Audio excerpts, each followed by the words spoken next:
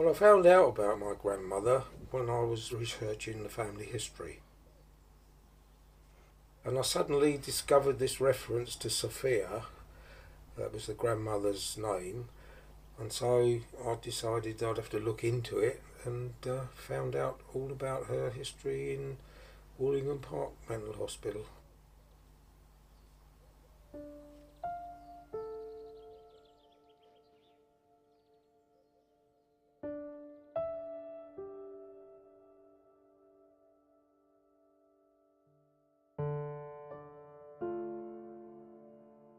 I was able to obtain her medical history, which showed all the symptoms of progressive Alzheimer's. Originally, she was diagnosed as having melancholia at Mayday Hospital, and then she was transferred later to Warlingham Park.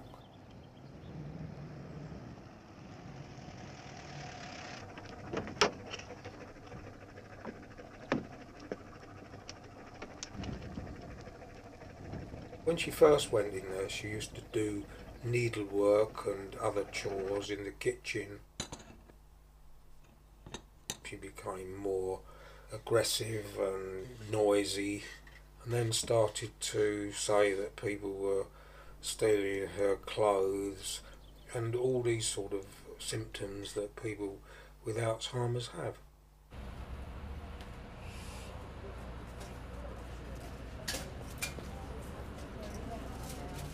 My father probably visited his mother in Warlingham Park in the early days, but I don't think he did later.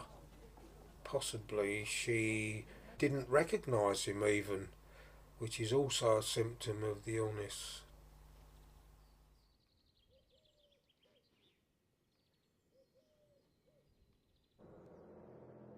The only time when he disappeared and I thought was rather puzzling was possibly because his mother had died and he'd had to go to the hospital to talk about all the arrangements for a funeral or whatever.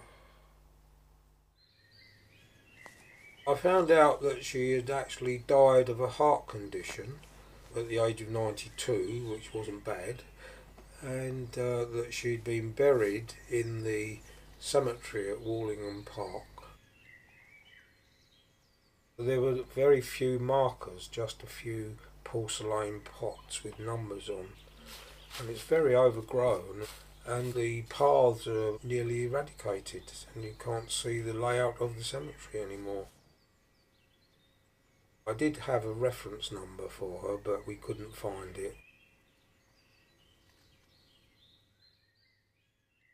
Well, I've often wondered whether it was to do with the fact that their life was very poor, and her husband died at the age of 39, leaving her with 3 children, all under the age of 10. And the youngest one would be just a few months old, 6 months old. And I wondered how she managed in those days without any support from the state. I mean, she must have had a hell of a struggle to live, and whether that unhinged her a bit.